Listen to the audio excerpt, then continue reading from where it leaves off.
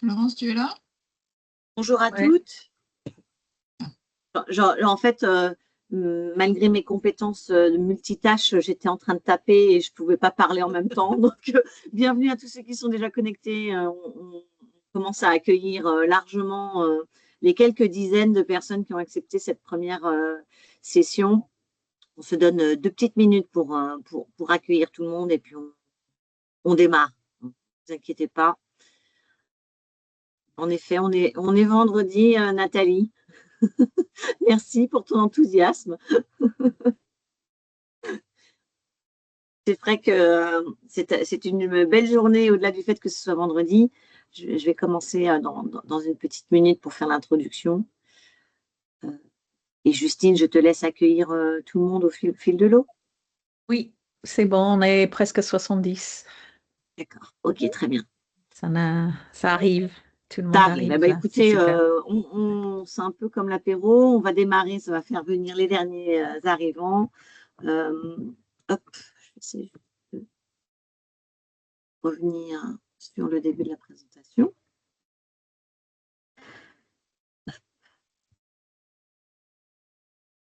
Voilà. Est-ce que je peux être C'est en bon, mesure de peut-être, oui. partager? C'est bon? Voilà, alors écoutez, bienvenue à tous et toutes. Je vais me présenter juste en 2 mots. Donc, Florence Gury du Cercle Interrel, j'ai la chance d'introduire cette académie aujourd'hui et à la campagne, je suis vice-présidente du Cercle Interrel. Cette année, ce cercle, pour ceux qui ne connaissent pas tout à fait le cercle, c'est l'association de réseaux mixité de plusieurs entreprises de la tech, des sciences et de la recherche, qui se sont associées autour de l'égalité professionnelle entre les femmes et les hommes.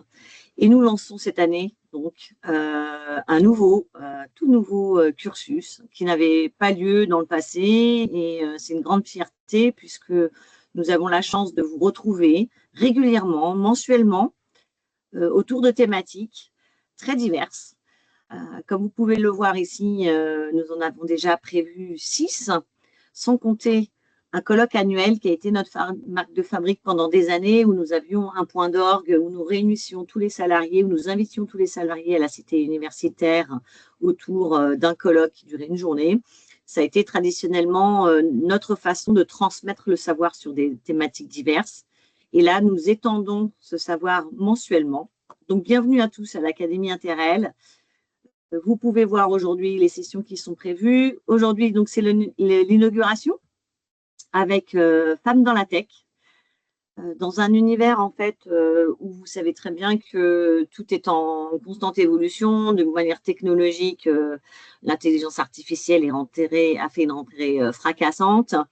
On voulait de manière générale faire un point et un focus, un zoom sur le numérique de manière générale et comment en fait la mixité dans ce domaine évolue et où on en est finalement aujourd'hui sur cette thématique qui nous tient à cœur. Alors, je vais essayer juste de passer la prochaine slide. Donc, les femmes de la tech, on va avoir le plaisir, hein, et je vous les introduis en quelques mots, d'avoir Catherine Ladouce qui va nous accompagner aujourd'hui dans l'état des lieux finalement, hein, puisque Catherine Ladouce était cofondatrice du Cercle Interrel, mais aujourd'hui elle est membre du Haut Conseil à l'égalité. Et elle a en main aujourd'hui un rapport qui va vous aider à voir où on en est sur le sujet des femmes dans le numérique. Et puis, en binôme, Maëlys Staub, qui, elle, est aujourd'hui entrepreneuse, administrative dans la tech et investie dans beaucoup d'associations sur le sujet, va s'appuyer sur cet état des lieux et voir quelles sont les pistes qu'on peut avoir pour promouvoir, attirer et retenir les femmes dans le numérique. Donc, voilà un peu pour mon introduction. Je pense que le moment est venu pour passer la main à Catherine notamment, qui va nous expliquer un petit peu quel est aujourd'hui l'état des lieux de la mixité dans le secteur du numérique. Merci beaucoup, Florence. Bonjour à toutes et à tous. Et je suis ravie d'inaugurer 99 participants. C'est formidable. Bravo pour cette dynamique du Cercle Interrel créé il y a 25 ans. Et c'est vrai que j'étais ravie de pouvoir inaugurer avec mon amie Maëlys, une entrepreneure de la tech, et surtout en prenant ce sujet qui est quand même la raison d'être du Cercle Interrel. Hein, il y a 25 ans, on a créé le cercle parce que justement, on voulait attirer et retenir les femmes. On était déjà en déséquilibre dans les grandes entreprises fondatrices du cercle. Et c'est vrai que on dit toujours d'ailleurs que dans les années 60, il y avait beaucoup de femmes dans l'informatique. L'un des livres de chevet que j'ai eu pendant ce rapport sur le numérique que j'ai coordonné au sein du Haut Conseil, c'est celui d'Isabelle Collet, je le mets là, c'est les femmes oubliées du numérique. En fait, dans les années 60, il y avait plein de femmes, on connaît bien évidemment les noms des premières informaticiennes, hein, les premières Ada Lovelace, Grace Hopper, etc. Puis dans les années 80, c'est peut-être un peu à la faute d'IBM, et disons l'avènement de l'informatique, enfin, des ordinateurs personnels et surtout le fait que l'informatique devenait un métier complètement stratégique au sein des entreprises, que les hommes se sont engouffrés et donc ont créé ce déséquilibre qui fait que 25 ans après, on se retrouve toujours avec des chiffres. C'est, je crois, les chiffres de Numéum, là, dans lequel travaille, en effet, représente Maëlys, disent 24% de femmes dans le numérique, mais en fait, dans le numérique, sur ces 24%, il y a aussi des responsables de la com, des RH, enfin, comme je l'ai été, des com ou autres, et donc, il n'y a que 15% de femmes dans les filières techniques. Or, avant de vous présenter le rapport, je dirais aujourd'hui, moi j'ai une sorte de réflexion, disant il est vrai que c'est important de savoir pourquoi on se retrouve dans cette situation, notamment en France et dans les pays européens et dans l'Occident, parce que quand on va dans d'autres pays, on se rend compte qu'en fait, il y a certains pays, pour des bonnes ou des mauvaises raisons, réussissent beaucoup mieux en la matière. Bon, en Malaisie, il y a plus de 60% de femmes dans les filières scientifiques et technologiques. Les pays du Maghreb, la Tunisie, le Maroc, l'Arabie Saoudite, les pays du Moyen-Orient et aussi en Asie ou en Chine. Alors, il y a aussi cette idée du paradoxe de genre. Je vous laisse après regarder sur Internet qu'est-ce que ça veut dire, puisqu'on dit que quand des pays où il y a moins d'égalité entre les hommes et les femmes vont plus dans ces filières. Ceci étant, ce qui prouve, enfin, ces chiffres prouvent qu'en fait, il n'y a pas de fatalité à ce que justement les femmes ne s'intéressent pas à la tech. C'était d'ailleurs le livre d'Isabelle Collet, son titre. Et donc, à partir de là, dans ce rapport, on a vraiment essayé disons, d'aller en profondeur pour savoir quelles sont les raisons de cette quelles sont les raisons en effet, de cette désaffection entre guillemets, et pourquoi est-ce qu'on n'arrive pas à faire venir les filles dans la tech, parce que c'est quand même très, très difficile, en sachant que dans l'informatique traditionnelle, moi j'ai un peu le sentiment qu'on a un peu perdu la bataille, quelles que soient les bonnes solutions que nous avons aujourd'hui, mais l'IA offre des tas d'opportunités. C'est vrai que d'un autre côté, on est un peu, et tu l'as mentionné, Florence, on se dit évidemment avec l'avènement de l'IA, avec 88% de solutions qui sont développées par des hommes, avec 44% de solutions IA qui sont biaisées. Il est clair que les géants de la tech, ce sont tous des hommes. On se dit vraiment, il faut absolument que les femmes soient là, mais il y a quand même des nouvelles opportunités parce que c'est un nouveau domaine, des technologies émergentes, et c'est pourquoi le rôle que vous avez dans les entreprises, le rôle des associations, le rôle du syndicat professionnel, des organisations professionnelles est clé pour que justement les femmes rentrent dans l'IA. Et parce qu'en fait, à partir du moment où on a fait le diagnostic et on connaît quels sont les obstacles, on peut quand même y travailler et donc faire en sorte qu'en France, on puisse attirer de plus en plus de femmes dans l'IA. Et c'est ce que fait le groupe Famille. Donc, on va démarrer quand même sur ce rapport. Alors, ce rapport, il date d'il y a 3 ans. Donc, dans le prochain slide, juste pour expliquer ce qu'est le Haut Conseil, je crois qu'il y a un slide sur le Haut Conseil. Florence, si tu peux passer. Bon, en fait, c'est une instance indépendante, enfin, qui est quand même liée au gouvernement français et qui permet d'animer le débat public dans différents domaines et donc qui est vraiment axé sur le droit des femmes. Vous avez dû voir le rapport sur le sexisme qui est sorti il y a quelques jours. Et donc, moi, pendant 3 ans, j'ai co-présidé la commission parité. Et du coup, nous avons fait chaque fois un coup de projecteur. Le principe, on auditionne l'écosystème du secteur sur lequel on travaille, mais surtout, l'idée, c'est de faire des recommandations au pouvoir public, aux entreprises, disons, à la société, pour résoudre le problème des inégalités. Donc, nous avions traité le politique, la parité en politique, et donc on s'est attaqué au numérique. Donc le prochain slide, en fait, ce qui a été intéressant dans cette étude, c'est qu'en fait, on a à la fois analysé le contenant et le contenu. C'est-à-dire le contenant, c'est évidemment la filière, c'est où il en est de l'état des lieux des femmes dans la filière du numérique, mais aussi le contenu en faisant travailler des étudiants de Sciences Po et qui ont analysé les 100 vidéos les plus vues sur TikTok, Instagram et YouTube. Alors, certes, on ne va pas dire que c'est parce qu'il y a des comportements, et dans le prochain slide, on le voit, l'invisibilité des femmes, on retrouve les mêmes mécanismes d'invisibilisation, de sexisme, des comportements stéréotypes très masculins. C'est pour ça que les filles ne vont pas aller dans la tech. Mais ce qui était intéressant, c'était en fait d'avoir en fait cette double vision qui nous a permis c'est pourquoi le titre là du rapport est clair, qui nous a permis de mettre en lumière l'invisibilité des femmes et ce cercle vicieux du sexisme qui évidemment est amplifié par les algorithmes, le jeu des algorithmes et l'IA qui se nourrit de données qui sont genrées et qui sont dominées par, je dirais, l'expertise masculine. Donc vous allez trouver dans ce rapport que vous trouvez en accès tout à fait libre sur le site du HCE, donc je vais quand même aller assez vite dans les slides suivants, où en fait, pour résumer, disons que sur YouTube, vous avez que 7% de femmes créatrices de contenu, donc il y a quand même vraiment un effacement, je dirais, parce qu'en fait, sur les 100 vidéos les plus vues, il n'y a que 7% qui sont créées par des femmes.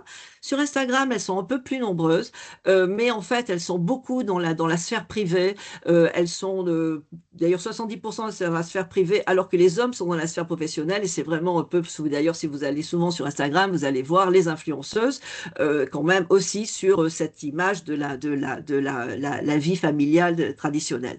Et puis TikTok, alors évidemment TikTok, on le voit dans les slides suivants, TikTok c'est quand même l'humour et la violence qui est poussée à son paroxysme. Alors là, on s'est intéressé qu'aux vidéos les plus vues. On n'a pas, évidemment, on s'est pas lancé dans l'étude, je dirais, des vidéos pornographiques ou des deepfakes. Hein. On sait 96% de deepfakes ciblent les femmes sans caractère sexuel. Mais simplement, ceci nous donne quand même, évidemment, une vue de ce que voient aussi nos jeunes générations avec des stéréotypes très, très forts. Et ça a été parfaitement après alimenté dans les rapports successifs du Haut Conseil et notamment le dernier rapport sur le sexisme.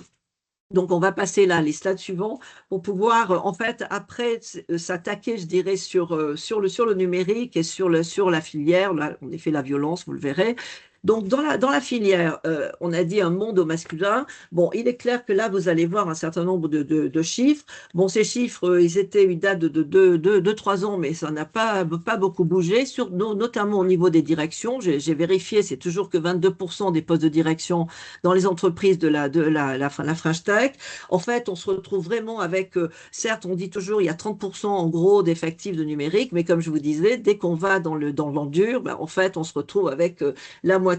Et en fait, ce qui se passe, c'est que quelle que soit cette prise de conscience, je veux dire, le bon côté, c'est que tout le monde a pris conscience du déséquilibre, mais la difficulté, notamment en France, parce qu'on est même à cette époque, on était en retard. Alors, je ne sais pas, peut-être que Maëlys nous dira est-ce qu'on a rattrapé le retard ou pas, mais par rapport à l'Europe, on était en retard en France, quelle que soit la bonne volonté. Et donc, il y a quand même là aujourd'hui des projets et des programmes qui nous donnent un peu plus d'espoir, parce qu'il est clair que ce soit en termes même de rémunération salariale, et tout l'aspect là que Maëlys peut développer sur l'entrepreneuriat, toujours que 2% de fonds qui sont levés par les entrepreneurs. En fait, au niveau européen, il n'y a que 10% de startups européennes qui sont créées par des femmes, et c'est vrai qu'il y a toute une série d'études qui montrent combien, si par exemple il y avait beaucoup plus de femmes dans la tech, on aurait 10% de plus de PIB. Et donc cette phrase d'Isabelle Collet qui dit il faut démasculiniser le secteur pour justement permettre aux femmes de rentrer, je dirais, dans ce secteur. Et surtout, et là, un point, moi, qui m'avait frappé pendant le rapport, c'est notamment une étude de Clémence Perronnet, une sociologue, qui disait qu'en fait, même les filles qui rentrent dans ces secteurs-là, elles ont le sentiment de transgresser des normes de genre. Donc, vous voyez vraiment, là, il y a des obstacles très, très forts. Donc là, c'est vrai que dans le prochain slide, on a analysé, nous avons auditionné évidemment les responsables de l'éducation, des universitaires, et donc on voit que les filles, dès le début, on sait que elles décrochent là au niveau des maths, c'est quelques mois après le CP. Les filles sont interrogées 30% de moins que les garçons, il faut le savoir, en maternelle et dans le primaire, parce que les garçons sont plus turbulents, mais du coup, ça leur donne beaucoup plus de confiance. Donc en fait, c'est vraiment tout un continuum de stéréotypes dès le début, sans compter, et là, c'est vraiment apparu de façon très très nette dans nos auditions, l'influence des proches, parce que on peut toujours, je dirais, accuser le mouvement, enfin le conseil d'orientation. Je me souviens, Florence, de discussions qu'on avait sur justement des orientations qui étaient faites et qui étaient vraiment tellement stéréotypées et genrées, mais c'est surtout les proches, et même parfois avec une certaine bienveillance, mais sexisme paternaliste, on va finalement, les filles sont beaucoup moins encouragées par leurs parents à se diriger vers les métiers numériques. Aujourd'hui, c'est le moment de Parcoursup, donc évidemment, je pense que toutes les personnes qui travaillent aujourd'hui et qui sont sur ce webinaire vont influencer leurs filles pour pouvoir poursuivre ces filières. Alors, il y a eu aussi, on a analysé la réforme du bac, qui n'a pas évidemment arrangé, vous voyez les chiffres, on a quand même une baisse très très importante. Et c'est vrai qu'aujourd'hui, il y a aussi les études du sexisme montrent que le milieu, alors il est hostile pour les femmes. Alors nous, dans nos entreprises, je pense qu'on fait beaucoup de choses pour lutter contre le sexisme et cette culture masculiniste. Ceci étant, d'une façon générale, notamment pendant les études, les filles qui sont en minorité se retrouvent parfois confrontées à des comportements sexistes. D'où l'idée, je crois qu'il y a une école d'ingénieurs qui fait des prépas essentiellement féminines.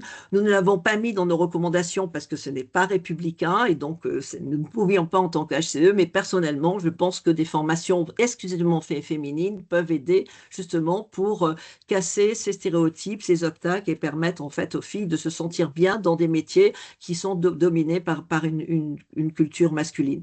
Donc après, on a finalement fait une synthèse dans le prochain slide, je dirais, de l'ensemble de ces raisons. Vous voyez, et comme justement c'est systémique, c'est un problème, je dirais, qui est spécifique peut-être à la France, à l'Europe, parce que dans d'autres pays, que ce soit en Chine, connaissons bien en effet chez Lenovo, par exemple, les métiers sont pas du tout genrés, sont beaucoup moins genrés. On voit que dans un certain nombre de pays de l'Est, en effet, l'héritage aussi des pays de l'Est communistes ont fait qu'il y avait une sorte d'harmonisation entre les métiers qui faisait que c'était pas associé à un genre. Bon, l'ensemble fait que, et c'est aussi un point aussi important qui nous a beaucoup intéressé. On avait auditionné aussi Aurélie Jean et d'autres scientifiques qui disaient en fait il y a un narratif aussi en France, on ne valorise pas assez les sciences. Regardez par rapport aux États-Unis. Donc il y a une méconnaissance aussi des métiers du numérique. Vous savez, on dit toujours les filles veulent du sens, etc. Bon, en fait, on ne donne pas le sens assez quand on enseigne, je dirais, ces matières-là. Et puis, on a quand même un phénomène aussi, ça c'est ce que nous avait dit Mélanie Guéné, une mathématicienne, le phénomène du tuyau percé, c'est-à-dire qu'on perd les filles au fur et à mesure, ce qui fait que même quand après elles sont ingénieures, est-ce qu'elles vont prendre justement un métier dans le numérique ou elles vont faire plutôt du conseil et après finalement, sur nos 30% de filles ingénieures, on en perd encore, elles ne sont pas aux manettes des grandes entreprises de la tech. Donc on a alors, on a quand même dans ce rapport, il n'est pas à charge, quand même, ça c'est important, dans tous nos rapports, on essaie de valoriser les initiatives et donc dans le prochain slide, vous verrez qu'il y a pas mal d'initiatives et donc on avait évidemment parlé du Cercle Interrel, des initiatives qui viennent de la formation, regarde ce que fait Sophie Vigère dans l'école 42, elle est passée de 5 à 10% à 35 à 40% de filles qui vont dans la piscine à l'école 42. Pourquoi? Parce qu'elle a fait aussi des séances en non-mixité. Tout ce qui est accompagnement, Maëlys va en parler, Tech pour toutes, évidemment l'accompagnement du financement avec les collectifs Sista. Un point important qui nous est apparu, c'est la reconversion. Et là, les entreprises ont un rôle important parce que, évidemment, à la fois l'État et les pouvoirs publics, nous avions fait des recommandations d'ailleurs, par exemple, de donner un peu plus d'argent aux femmes qui vont choisir ces filières-là au lieu de choisir d'autres filières beaucoup plus, disons, qualifiées de féminines. La reconversion reconversion peut être justement une opportunité formidable. Et quelque part, l'IA peut aussi permettre d'être une piste dans lesquelles on peut se former et à partir de là, peut-être grossir un peu les rangs et se retrouver non plus dans ce système comme ça de déséquilibre très très fort. Et puis, il y a évidemment tout ce qui est la promotion, ce que font les entreprises et les réseaux. Alors, c'est vrai que dans la tech, il y a pléthore de réseaux, il y a pléthore de prix, il y a pléthore de... Ce qui est bien, ça montre une dynamique, une prise de conscience. Ce qui est important, c'est d'avoir cette coalition, finalement, entreprise, organisation, société civile, et c'est un peu ce qu'a souhaité faire le gouvernement avec à la fois le plan Maths et Filles et avec là le programme Tech pour toutes. Donc, parmi nos recommandations, parce que maintenant je veux dire quand même, c'est vrai, ce rapport. Alors oui, le cercle vicieux, je vous en ai parlé. En fait, c'est vraiment cette idée que, évidemment, tous les processus algorithmiques vont reproduire cette prédominance. Si vous allez sur ChatGPT, vous allez demander, bon voilà, quelques exemples de scientifiques, informaticiens, ben, vous allez évidemment trouver plus d'hommes que de femmes et ainsi de suite. Et donc ça, c'est tout ce que nous expliquons à travers les différents rapports aussi que nous faisons au Conseil à l'égalité. Donc après, qu'est-ce qu'on a fait? Ben, on a évidemment auditionné aussi les plateformes, et ça c'est un autre sujet dont on pourra peut-être parler dans le prochain slide, lors de nos échanges, puisque bon, c'est évidemment, quand je parle de l'IA, on parle des réseaux sociaux, ben, moins il y a de femmes, évidemment moins, je dirais, les discours aussi même masculinistes peuvent se développer, mais enfin, on sort un peu de notre sujet de la filière, ceci étant, à l'époque dont nous avions auditionné et challenger évidemment les patrons de Google et Meta, qui maintenant Laurent Soli est parti, a rejoint la Kuhn, celui qui a aussi quitté Meta. Et donc, avec cette idée d'autorégulation, on a aujourd'hui un arsenal législatif très important, le DSA, l'IA Act, et malheureusement qui n'est pas appliqué comme on le souhaiterait. Donc, bon, là, c'est un travail d'influence très, très fort et donc qui se situe au plus haut niveau. Et l'expérience que j'ai en travaillant pour le groupe de travail pour le G7, je vois combien c'est compliqué. Bon, donc après, sur les recommandations rapidement, pour laisser la parole, je regarde l'heure, à Maëlys. En fait, vous pouvez les retrouver. Disons qu'on a un premier axe qui était sur, évidemment, le contenu des numériques et cette autorégulation, le cadre éthique, ce que fait Familla avec la charte, par exemple. Bon, vous avez vu la loi sur l'accès aux réseaux sociaux à 15 ans. Bon, enfin, le projet de loi, disons que ça bouge. Ce qui est bien, c'est un bon signe, mais c'est compliqué. C'est très complexe parce qu'il y a toujours évidemment l'équilibre entre la régulation et l'innovation. Et évidemment, les géants américains de la tech ne nous aident pas en la matière. Donc voilà. Mais enfin, l'Europe, je pense, a les moyens de résister.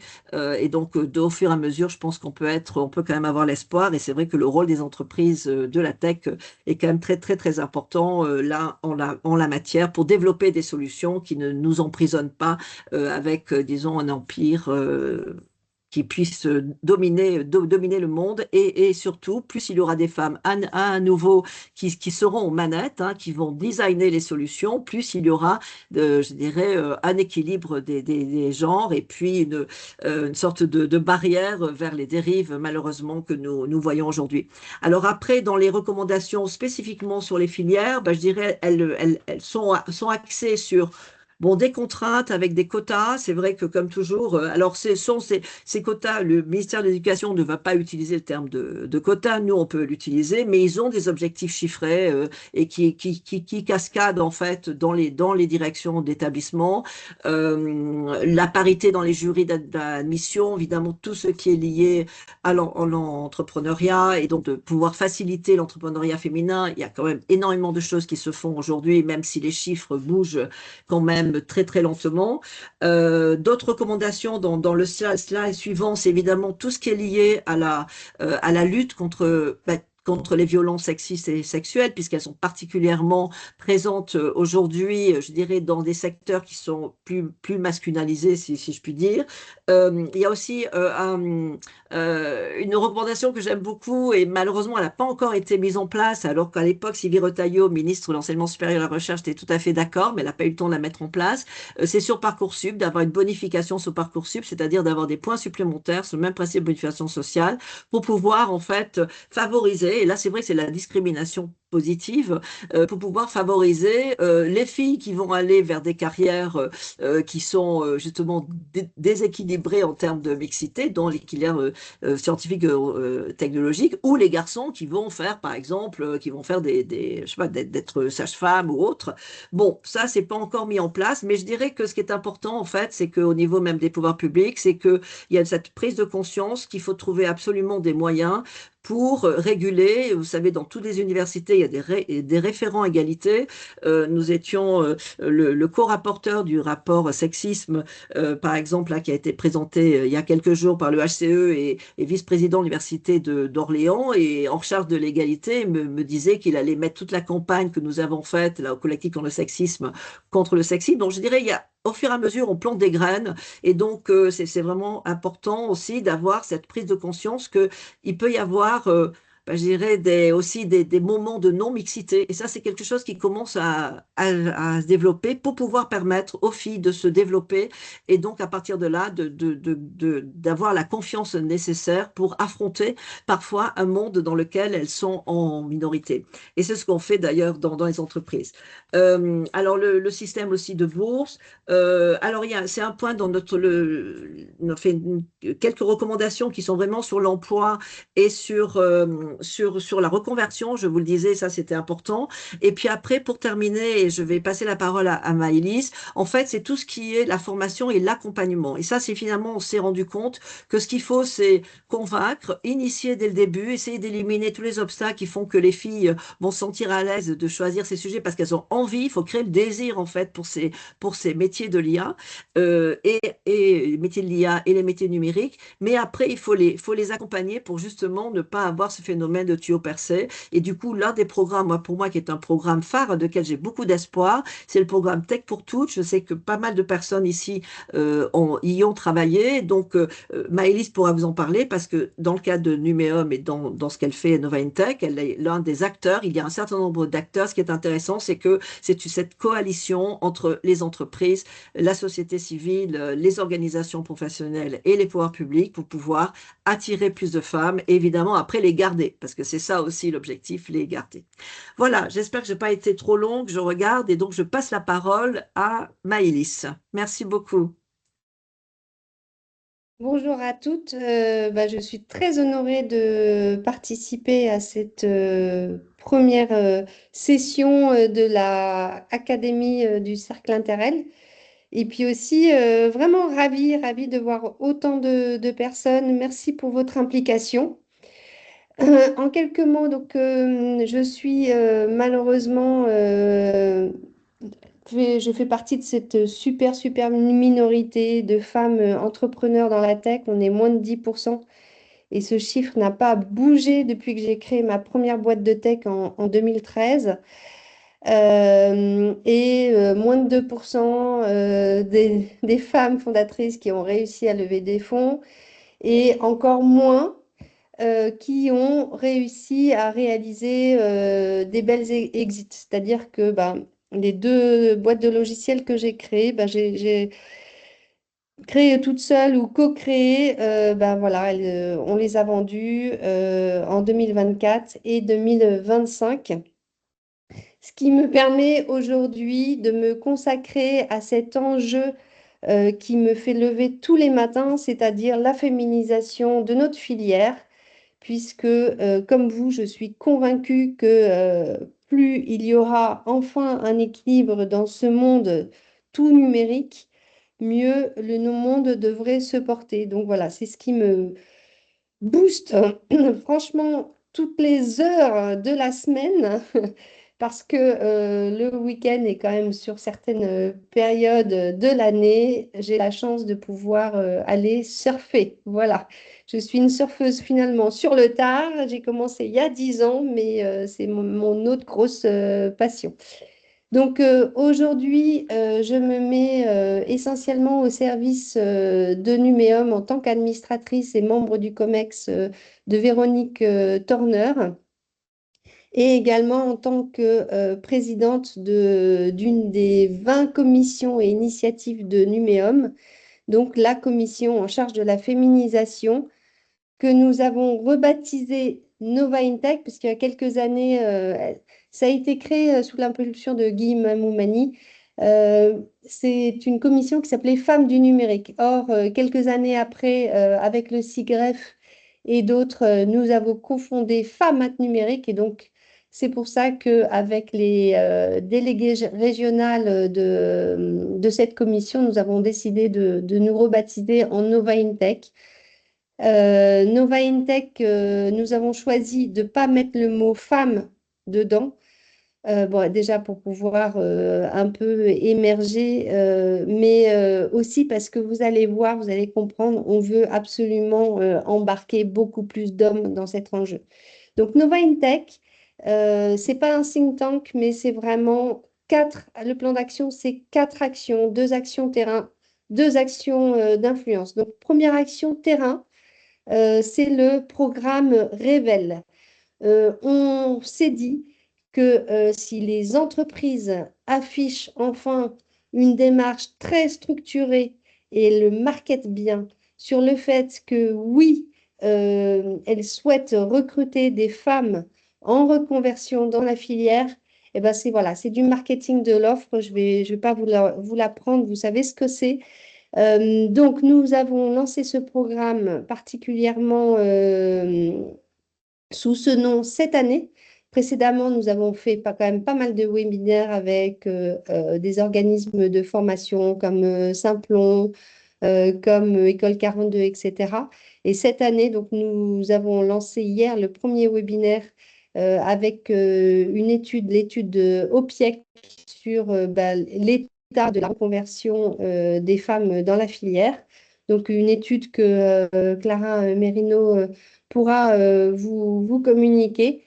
Donc, en signant le manifeste Révèle, vous allez pouvoir rentrer dans un programme de webinaire pour vous aider, vous qui êtes dans vos entreprises, vous aider à comprendre comment on peut recruter des femmes en reconversion, décrypter tout ce qui existe, tous les accompagnements, notamment de l'État, mais pas que, les écoles de formation, les bons témoignages.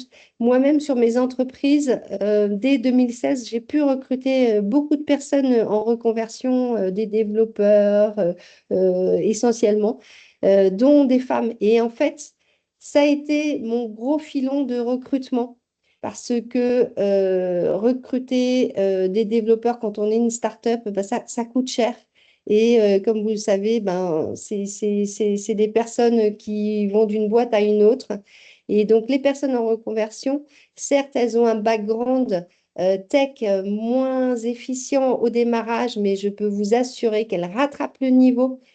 Et finalement, ce sont les personnes les plus motivées de l'entreprise. Donc, pour moi, enfin, voilà, ça m'a paru très naturel, étant moi-même finalement une femme quelque part en reconversion, après avoir été salariée pendant 2 dizaines d'années, créer ma boîte dans la tech alors que j'ai un profil très marketing.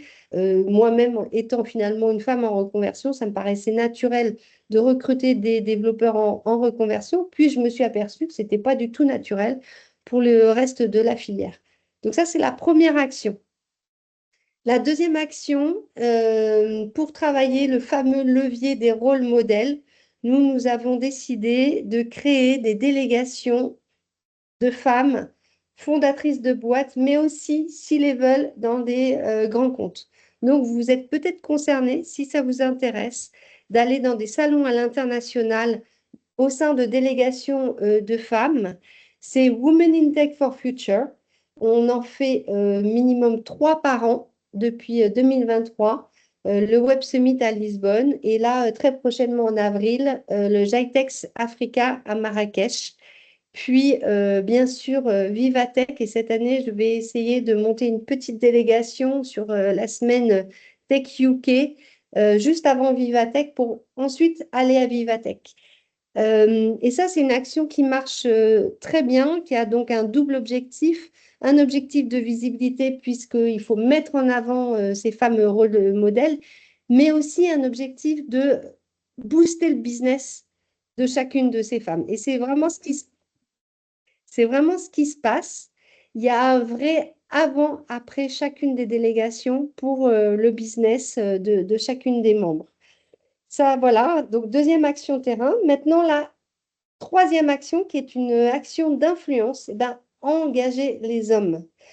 Donc, là, il s'agit de motiver et faire venir les hommes, les managers masculins, les dirigeants masculins à un maximum d'événements sur le sujet.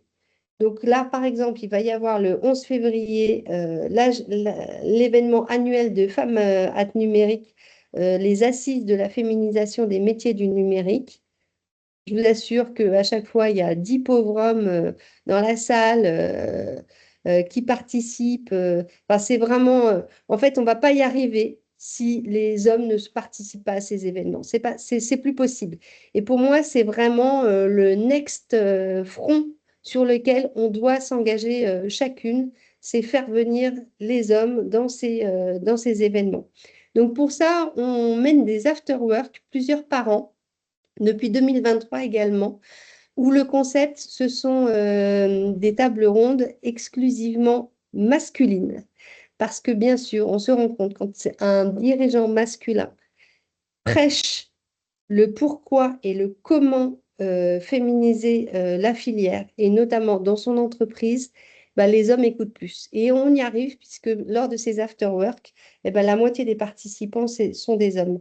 Le dernier, c'était fin novembre dernier, c'était sur la loi Rixin, et c'était extrêmement intéressant de voir des hommes de Dassault Systèmes, de Thales, de Inetum, de Wavestone, etc., expliquer pourquoi c'était un engagement pour eux en tant que patron de boîte, mais surtout comment ils menaient la féminisation. Et donc, ces entreprises, à partir du moment où elles ont une véritable démarche, moi j'ai vraiment en tête par exemple celle de Wavestone, qui est sincèrement impliquée depuis 10 ans, elles y arrivent. Elles y arrivent et puis elles constatent que, et là je vais vous dire, hein, chez Wavestone, ils constatent que les femmes chez eux, finalement, ils ont tous les chiffres, ont les consultantes seniors, les consultantes managers, elles ont quelques points de productivité meilleurs que les hommes. Donc, c'est tout dans leur intérêt de travailler et d'embaucher, de recruter et surtout de fidéliser, comme l'a dit Catherine tout à l'heure, leur potentiel féminin, puisqu'ils ont eu parmi les quelques expériences un peu de type échec, ils avaient une jeune femme manager dans leur équipe, et lors d'une évaluation, ils ont détecté qu'elle n'avait pas forcément un potentiel de manager. Donc, ils n'ont pas compris, en fait, ils n'ont pas reconnu le potentiel de cette jeune femme. Et cette jeune femme est partie de chez Wavestone et a créé Yuka. Donc, vous voyez que les talent reviews ne sont pas forcément adaptés aux reviews annuels pour des femmes à potentiel. Et donc, ils ont revu ça. Et aujourd'hui, ils affichent des taux de féminisation finalement paritaires. Maintenant, le sujet, c'est de les faire grimper au plus haut niveau. Donc ça, c'est la troisième action qu'on a appelée les champions de la mixité. Et puis, nous avons une dernière action qui, j'espère, va vraiment être effective cette année, qu'on a appelée le grand sourcing. Donc, ça, c'est toujours pour travailler la partie rôle modèle. Lors des événements, des conférences très techniques ou plus généralistes, dans les médias, vous le savez, on est moins de 25% sur le devant de la scène. Donc ça, c'est pas possible parce qu'on va pas y arriver là aussi si sur nos posts LinkedIn, on voit que des têtes d'hommes, soi-disant, enfin experts, pas soi-disant experts, mais experts, et zéro ou très peu de femmes. Donc le grand sourcing chez les adhérents de Numéum, on veut le rendre ultra tech et si possible pas dans un annuaire classique. Parce que ça, c'est dépassé.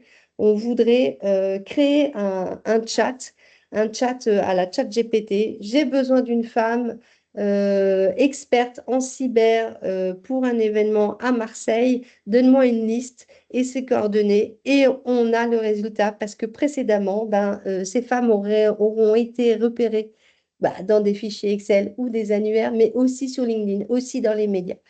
Donc, j'espère qu'on va pouvoir mener ça à bien. Ça, on va le faire avec Famat Numérique. Et on est en train de draguer Mistral. On espère qu'on va pouvoir faire ça avec Mistral.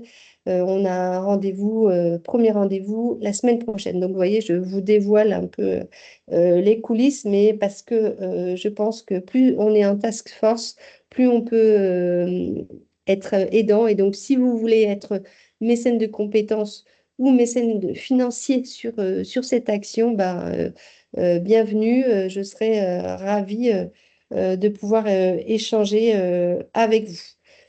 Maintenant, Tech pour toutes. Alors, Tech pour toutes, si tu peux passer la slide d'après. Tech pour toutes. Donc, vous savez, c'est un programme qui a été lancé il y a quelques années par Elisabeth Borne et sur lequel je sais que certains d'entre vous ont participé, ont bossé pendant quelques réunions, d'ailleurs moi je trouvais bien faite et avec de la documentation, des comptes rendus vraiment plutôt bien ficelés. Donc moi, j'ai cru très vite à ce programme Tech pour toutes et aujourd'hui, Numéum est un des 10 membres du consortium. Alors, qu'est-ce que aujourd'hui est Tech pour toutes? Tech pour toutes, donc c'est un programme avec une centaine d'actions qui ont été définies grâce au travail en amont pour lequel d'ailleurs vous avez peut-être participé. Donc, et donc, Numéum a une dizaine d'actions portées. Donc, là aussi, on va vous solliciter pour ouvrir les portes de vos boîtes.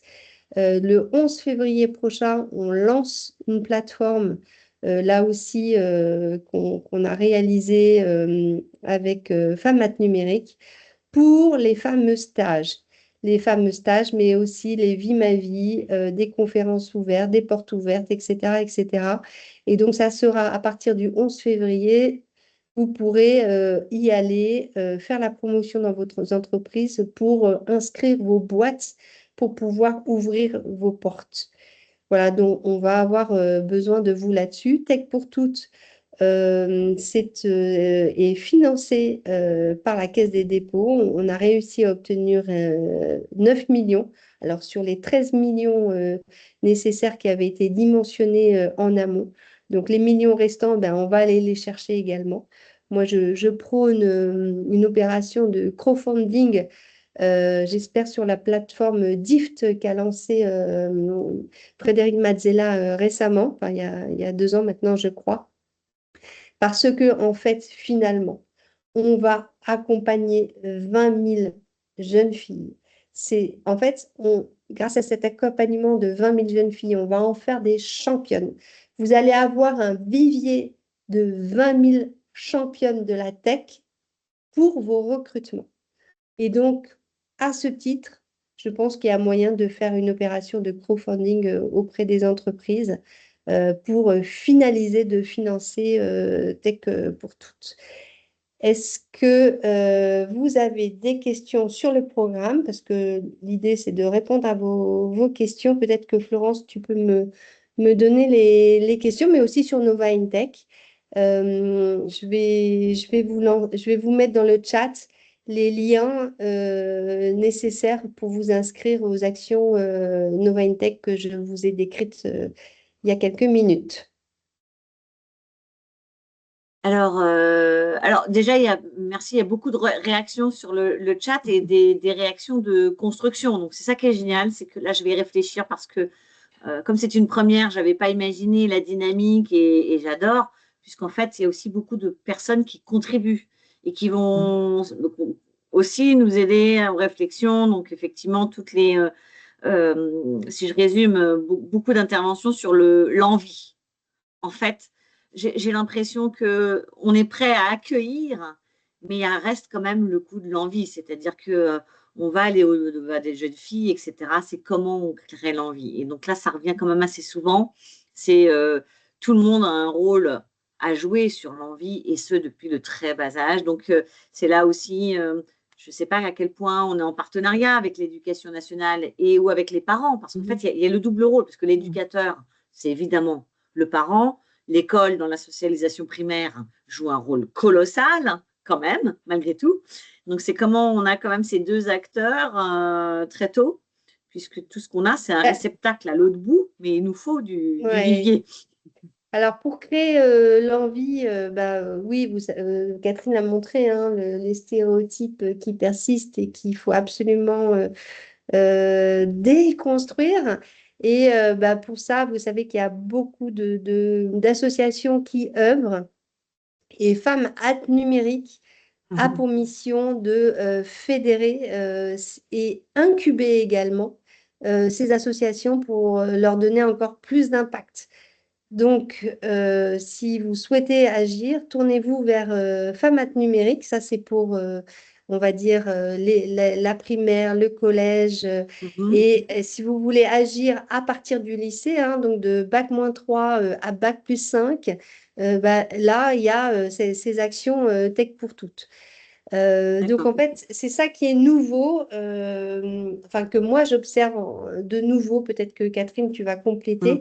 Ce que j'observe de nouveau, c'est que il y a une meilleure organisation, notamment grâce à Femmes At Numérique et à Tech pour toutes, pour fédérer et amplifier toutes les initiatives. Et on a besoin de toutes les initiatives, que ce soit des associations qui interviennent dans les écoles, à travers tout le territoire, ou des nouvelles associations de femmes de la tech, intra-entreprises ou plutôt entre copines. On a besoin de toutes les initiatives, et l'idée, c'est de se mettre en task force dès qu'il y a des sujets où on peut être en commun. Par exemple, le Nova in Tech, les champions de la mixité, on le mène avec une autre association et on en intègre d'autres.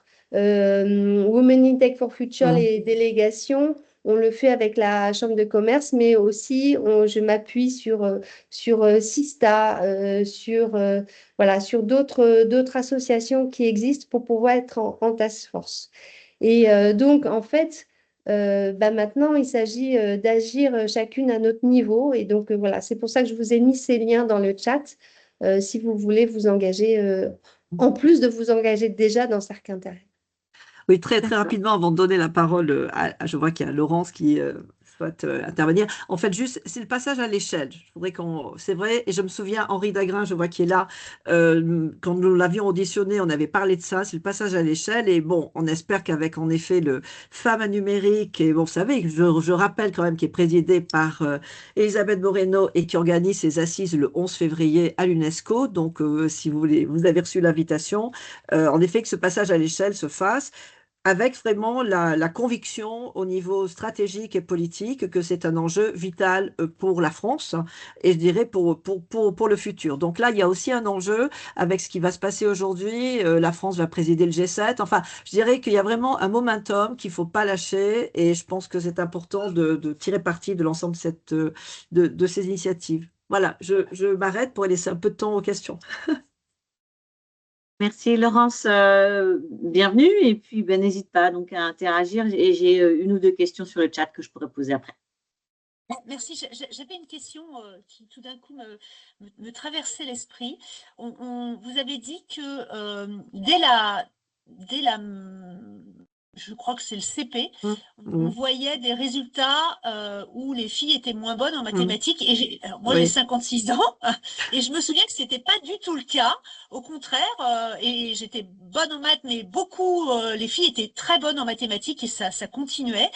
est-ce qu'il y a eu des études de fait sur l'impact peut-être des réseaux, le fait qu'on a beaucoup de choses autour des femmes, la beauté, j'en sais rien, enfin des choses qui étaient très différentes. Et alors, je veux pas du tout passer pour old school, c'est pas du tout mon style, mais ça m'interpelle parce que j'ai l'impression que c'était pas autant le cas. Est-ce qu'il y a des choses là-dessus? Voilà. Bon, je peux répondre, Laurence. En fait, cette idée-là, c'est tout à fait documenté par l'Éducation nationale, qui a un décrochage quelques mois après le CP, puisqu'il y a une étude, notamment, que vous connaissez, j'imagine, enfin, certains d'entre vous, on fait faire, en fait, un exercice de géométrie, mais on ne dit pas que c'est de la géométrie, on dit que c'est un exercice de dessin. Et quand on dit que c'est un exercice de dessin, les filles réussissent bien. Et quand on dit que c'est un exercice de géométrie, en fait, elles réussissent moins bien. Donc l'influence, on ne peut pas dire que ce soit les réseaux sociaux qui ont influencé les petites filles à 6 ans, mais c'est un constat qui a été fait et qui est notamment par l'influence notamment des enseignants, c'est-à-dire c'est vraiment le continuum des stéréotypes qui vont depuis le début donner aux garçons des jeux de construction et aux filles des poupées. Alors on a eu plein d'actions pour éviter tout ceci, on en parle souvent, mais je dirais ça ne veut pas dire qu'après les filles ne sont pas bonnes en maths, mais il y a quand même un constat de décrochage et ça m'a été dit par Claude Roiron, qui est la haute fonctionnaire à l'égalité au ministère de l'Éducation nationale. Donc, voilà. Ça m'interpelle parce que je pense que c'était pas Ouais. autant le cas quand même quand on était plus jeune pour, Ouais. on va dire, ceux qui ont notre génération, mais qu'il doit y avoir un truc.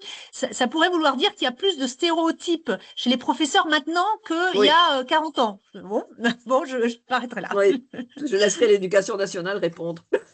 Non, mais ça fait partie un des acteurs et que personnellement, je ne vois pas beaucoup.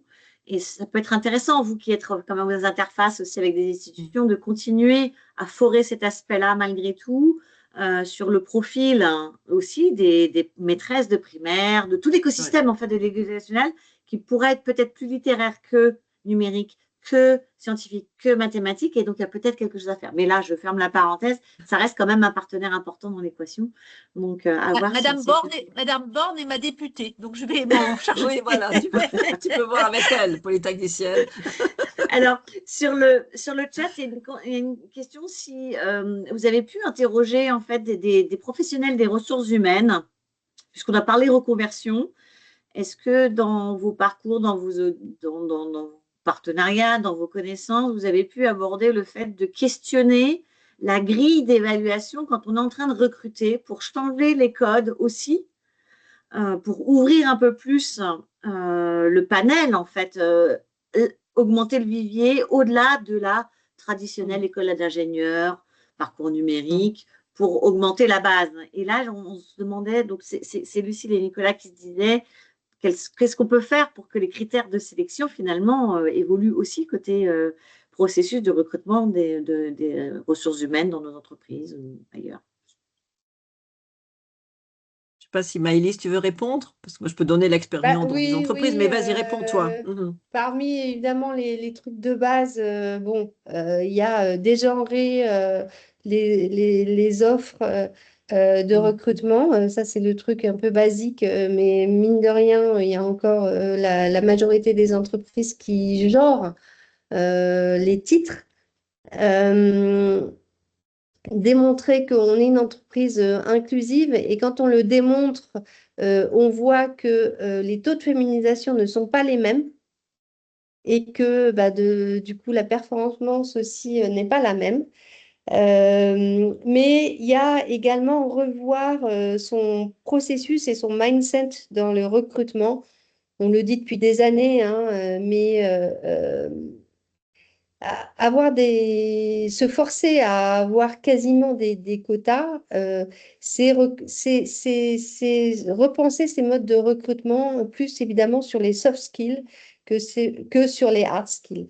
Et moi, je peux témoigner là-dessus, hein. J'ai recruté des personnes qui n'étaient pas encore au point sur les hard skills. Mais qu'on a réussi à former parce que c'était des personnes qui avaient une volonté de faire pour pouvoir progresser. Voilà, donc oui, revoir les critères de recrutement et puis parmi les petits tips, lors des entretiens de recrutement, faire en sorte qu'il y ait des binômes hommes-femmes sur les entretiens. Voilà, ce genre de choses. Il y a beaucoup de bonnes pratiques. Il y a beaucoup de bonnes pratiques. Et quand vous cherchez à creuser le sujet, vous avez rapidement les réponses hein, sur des profils LinkedIn comme Numéum, mais pas que. Euh, et, euh, et donc, si vous avez besoin de synthèse, évidemment, revenez vers nous et vers Numéum. D'ailleurs, je crois que on n'a pas mis la dernière slide où il y a les coordonnées à afficher si vous voulez plus d'infos pour envoyer des mails, notamment à Clara Merino et à Anna Ramirez pour Tech pour Toutes. Je vais l'afficher tout de suite pour ceux qui ont leur téléphone pour pouvoir pour regarder tout de suite en live les QR codes des contacts. Je montre tout Et de puis on suite. pourra envoyer la présentation, je pense. Moi, je sais, Oui, vous pouvez absolument. avoir accès à la Si c'est présentation. d'accord, il y a beaucoup Oui, de je suis d'accord, personnes Oui, oui, bien sûr. absolument. qui souhaitent avoir la Oui, présentation. oui. Euh, Moi, je donc pense, c'est voilà pour ça, les contacts. ouais. Moi, je reviens sur l'IA et je pense qu'aujourd'hui, il y a vraiment une grande responsabilité de la part des entreprises qui développent justement, qui vont recruter dans ce domaine-là. Parce que l'IA, certes, il faut avoir des experts, je dirais, avec la formation scientifique adéquate, mais il faut aussi avoir des linguistes, il faut aussi avoir des personnes qui vont s'interroger sur l'application de ces solutions, qui ont des formations juridiques, hein, le juridique est très important, des formations humanistes, si je puis dire, enfin bon, sur justement quand on parle de l'éthique. Et je pense que là, il y a vraiment un développement et c'est pour ça que je pense que c'est une seconde chance, l'IA, pour les femmes. Mais il faut arriver à convaincre, en fait, les recruteurs de pouvoir recruter quelqu'un qui va peut-être se former, mais comprendre, en fait, le système de l'IA, mais après, finalement, jouer un rôle clé dans le design, finalement, de ces solutions, de ces applications. Et ça, c'est quand même quelque chose qui, pour moi, est un grand espoir. Et moi, je pousse tout le monde, si j'avais, enfin là, mes filles sont déjà formées, mais celles qui ne le sont pas, vraiment, qui est toujours une composante IA, mais avec finalement une formation générale. Et je pense que c'est quand même les profils enfin, pour les gens, pour les jeunes pour demain.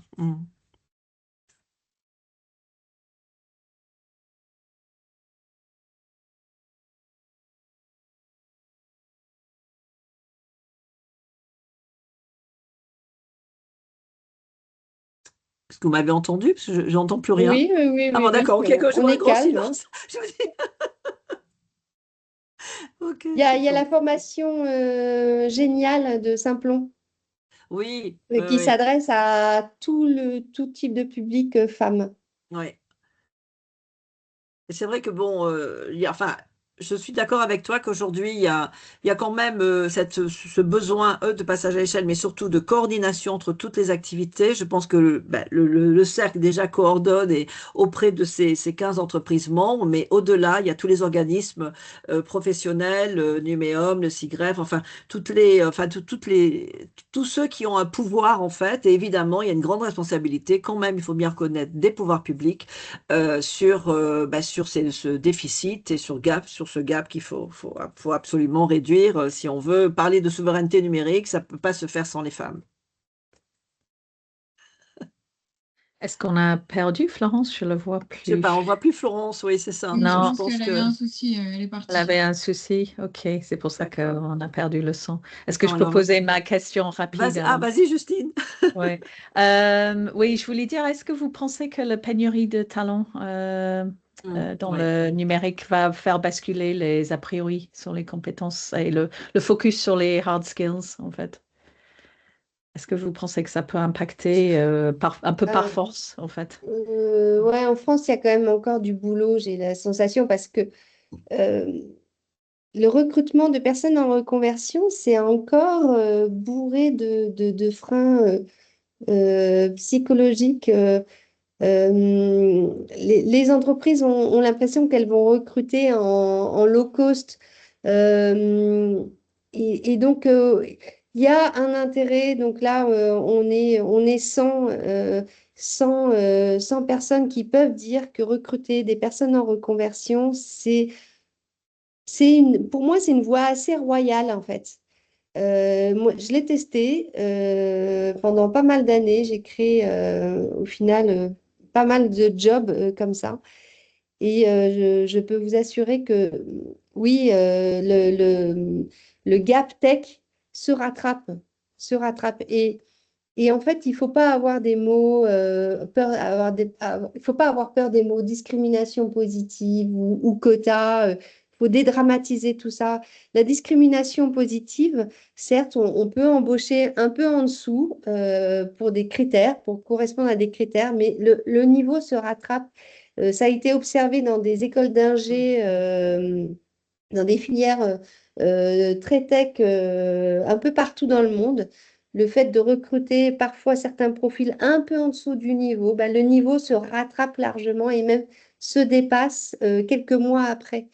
Donc, dédramatisons ces termes qui font un peu peur. C'est pas très agréable de se sentir femme quota, par exemple, mais typiquement, moi, c'est comme ça que je suis rentrée comme étant administratrice. Et au final, bah, tant mieux, parce que le niveau s'élève quand même quand on est une femme quota. Oui, moi je pense qu'il y a, en effet, enfin, de toute façon, il y a tellement de postes à pourvoir. Il y a 200 000 postes, je sais plus quels sont les chiffres aujourd'hui à pourvoir d'ici 2030. Donc, c'est vraiment, il y a pléthore. Et je crois qu'en effet, c'est à la fois pour les jeunes de se dire quel est le job que j'ai envie de faire, qui a du sens, qui est vraiment orienté vers l'innovation et le futur, qui est bien rémunéré. Enfin, je veux dire, à un moment donné, on coche les cases et puis on peut avoir finalement un bon équilibre vie privée, vie professionnelle. On est certes connecté un peu parfois un peu tout le temps, mais en même temps, on a une grande flexibilité. Enfin, il y a toute une série d'avantages. Donc, c'est vrai que je pense qu'il peut y avoir un basculement. Et est-ce que ça va pousser si on regarde ce qui se passe dans d'autres pays ont eu des politiques très volontaristes, c'est-à-dire avec des politiques très fortes des pouvoirs publics pour qu'il y ait beaucoup plus de formation justement dans ces filières-là, et ils y sont arrivés. Hein. Donc, ce qui prouve qu'il y a quand même derrière la volonté politique, et aujourd'hui, avec les enjeux justement de souveraineté sur le numérique, de plus en plus, quand des sociétés vont se créer, développer des solutions IA, par exemple, qui soient européennes, ben, je pense que là, il y a une opportunité avec le support de tous les dirigeants des entreprises et d'organisations professionnelles. Il y a quand même une opportunité pour changer la donne. Je veux rester optimiste. Bien sûr, et merci Soyons-le. beaucoup. On voit déjà des personnes qui. Oui, c'est voilà, Je pense on a que dépassé. tout le monde a été, voilà, c'était très dynamique. L'heure est passée super vite. Je ne sais pas si, voilà, les joies du direct, je me suis déconnectée à un moment donné, donc j'ai dû perdre une ou deux informations clés. Mais je vous remercie vraiment à toutes les deux d'avoir alimenté ces réflexions, tous les participants également pour votre interaction. On ne peut que inviter à ceux qui sont encore là à venir nous rejoindre, donc à nous suivre sur l'Académie Interrel, puisque c'était vraiment la première. Il y aura quasiment tous les mois, en fait, c'est pas quasiment, il y a tous les mois une activité sur l'Académie. Donc, au plaisir de vous revoir sur d'autres thématiques. Et on vous fera suivre évidemment tous les éléments qui ont été discutés aujourd'hui. Un grand merci, Catherine et Maëlys. Merci à tous, Maëlys s'il vous plaît. d'avoir été avec nous. Merci pour Et votre bienvenue au cercle. implication. Et merci à Justine pour nous avoir accueillis dans sa réunion. C'est Et super, bravo merci pour à vous. l'organisation. Bravo. Au revoir. Et puis j'adore le logo. Regardez tout le logo. Je pense que là, c'est C'est un beau travail. Merci Maëlys. Merci Chloé. Au revoir. C'est Sylviane. Au revoir. Je me suis connectée un peu en retard. Salut Maëlys. Ciao. Ciao Maëlys, merci. revoir. Bye bye. Bon déjeuner.